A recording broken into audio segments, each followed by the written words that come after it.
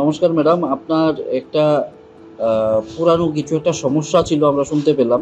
তো এই সমস্যাটার ব্যাপারে আপনি বলবেন একটু কাইন্ডলি। তা আপনি আপনার নাম এবং আপনার অ্যাড্রেস একবার পরিচয় বলুন আপনার নাম।